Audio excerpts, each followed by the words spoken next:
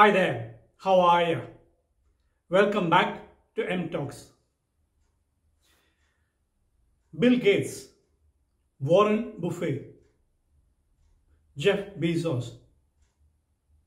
These names, when you hear them, what comes to your mind? People will say famous, wealthy, they have created a space for themselves, and so on and so forth, and a lot of other things as well. But the most underlying fact is that all of them are successful people. Some say that there are other people who are considered successful because they are famous and they are wealthy and they become popular. Well, this is a contemporary conundrum. So let's not think about the sequence as in what comes first, whether it's success or the other things or vice versa. But the important aspect to take note of here is that success is very important. So let's look at success per se. What is success? Let's look at what it means. Let's look at how it works. And most importantly, how to achieve. Or what are the things that we need to do to be successful? And it doesn't have to be in a broad, large, global sense of the word. Success can be in our own small ways. Just that we need to understand what it is and how to work towards it. And that's what we are going to do. So, what is success? It basically is bridging the gap between a goal and achievement, or a task and accomplishment. As simple as that. So then what is it that we need to do? First step, we need to have a goal. The moment I say goal, I hear people groan. Oh, we've heard this all along. People talk about setting goals and organizations set goals and it's a very complex job. No, it doesn't have to be. A goal can be simple. In fact, it has to be simple.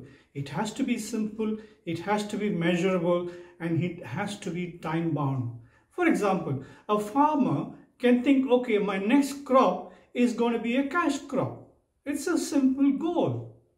Or somebody might say, okay, I'm going to lose X amount of weight. I'm going to do self-improvement. I'm going to go and study further. It will be a simple goal like that. The most important thing is, however small it is, it should be there, decided, make up your mind, this is what you want to do. It should be a goal. And it doesn't have to be written down. However, if you write it down, they say that you tend to retain it, you tend to work towards it much better. So it's a good idea to write it down, but then you don't have to. If you are convinced that this is what you want to do, this is your goal, keep it in your mind, that's fine. The second thing that you need to do, the first step being setting up a goal for yourself, establishing a goal for yourself, setting up a task for yourself. The second thing is the time frame. A goal cannot be indefinite. You have to have a time frame. You have to decide that I want to achieve this particular task or goal or objective within this period of time. That's very important because that gives you a deadline, that gives you the motivation to work towards that particular deadline, work towards that time frame, because that's critical. Otherwise, it just goes on because we get caught up in our normal routine and then these things take the back seat. No, it has to be something which is driven by a time frame. Third thing, again, something very important. Every goal, whatever you set for yourself, sometimes need to be course corrected. Sometimes you need to work on them because, things are dynamic. The world is dynamic. Things change. So you probably would be faced with a situation where whatever you set for yourself may not work within the time frame that you think or you thought it would work in. So maybe you need to realign it, or maybe you could just drop it and look at a different goal or a task which is more relevant, which is more in tune with the way things are, the way the dynamics of the world is, or dynamics of everything around you is. Fourth thing, this I would think is the most critical thing that you need to do for you to attain or achieve your objective or the goal you set yourself for. Break it down into small components. Break it down into small processes or small tasks. The big task or your goal, break it down into small items. For example, if you're looking at reducing a certain amount of weight, or if you're looking at, or why reduce weight? If you want to build your body, build your strength, or if you want to, let's say, do something, some self-improvement course, something of that sort, what you need to do is that you need to break it down. Say, step number 1, identify what you need to do in terms of, if it is for self-improvement, what are the courses you need? What are the things that you feel you're lacking in? So do the research, put in the work, identify these things. And then identify which is the online course or which is the offline course or regular course that you're going to take, depending on the time that you have or that you can put in for this particular activity. Or if you're looking at reducing weight or building strength, first identify which is the gym that you have to go to, or what is it that you want to do. So look at the options either online or talk to some people who are experts and identify which are the things that would work for you, for your body type, and what are the time frames, and how long you need to work for in a particular week, and what is the right time that you need to allocate for that, and so on and so forth. And then these are small steps that you need to break your goal or objective into so that you can follow them and you can make sure that they are seamless and you take one step at a time.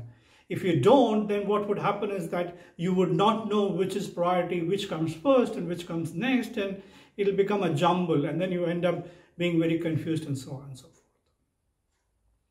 The fifth thing, I think, is something which is an attitude kind of a thing. Once you do all these things and you're able to successfully achieve or accomplish the task you set yourself for, celebrate it, enjoy it.